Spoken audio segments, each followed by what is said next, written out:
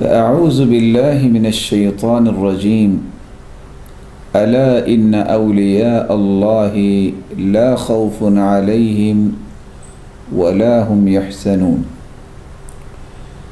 الذين آمنوا وكانوا يتقون وقال الحق سبحانه وتعالى قل لن يصيبنا إلا ما كتب الله لنا هو مولانا وعلى الله فليتوكل المتوكلون۔ اللہ عز و جلال کا یہ فیصلہ ہے کہ زندگی کے اس سفر میں اور آخرت میں ان لوگوں پر کوئی خوف نہیں ہوگا جو اللہ کے ولی ہوں گے۔ ولایت اس شخص کو نصیب ہوتی ہے جس کے اندر دو وصف آ جائیں، الذین آمنوا وکانوا یتقون۔ ایک ان کے اندر ایمان آ جائے اور دوسرا ان کے اندر تقوی پیدا ہو جائے۔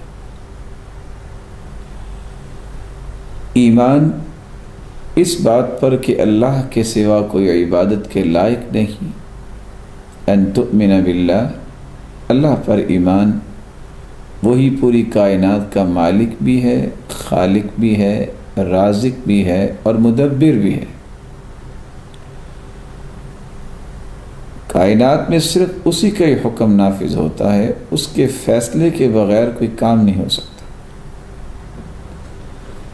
کتابوں پر ایمان، رسولوں پر ایمان، فرشتوں پر ایمان، آخرت کے دن پر ایمان اور تقدیر پر ایمان۔ خلق اللہ مقادیر الخلائق قبل ان يخلق السماوات والارض ب50,000 سنہ۔ اللہ تعالیٰ نے کائنات کو بنانے سے 50,000 سال قبل تمام تقدیریں لکھ دی تھی۔ بندہ مومن کا اس پر ایمان ہوتا ہے، جو بھی کچھ ہوگا وہ لکھا ہوا ہوگا۔ اس ایمان کے بعد تقوی کی ایک کیفیت اس کے اندر آ جائے، اور تقوی کی عمارت 4 پلرز پہ کھڑی ہوتی ہے۔ الخوف من الجلیل، اس کے اندر خوف صرف ایک اللہ کا، والعمل بالتنزیل، اور اس کی زندگی کے لیل و نہار وحی کے تابع ہوں، والقناعۃ بالقلیل، جو کچھ اللہ نے عطا کیا ہے اس پہ قناعت کر لے، والتزود لیوم الرحیل، اور آخرت کی تیاری کرنا، موت کی تیاری کرنا۔ یہ 4 چیزیں جب انسان کے اندر آ جائے تو متقی بنتا ہے۔ اور 6 چیزیں جس کا تذکرہ میں نے پہلے کیا کہ اللہ پر ایمان، فرشتوں پر ایمان، رسولوں اور کتابوں پر اور آخرت اور تقدیر پر ایمان، یہ 10 چیزیں جس انسان کے اندر آئیں اس کو ولی کہتے ہیں۔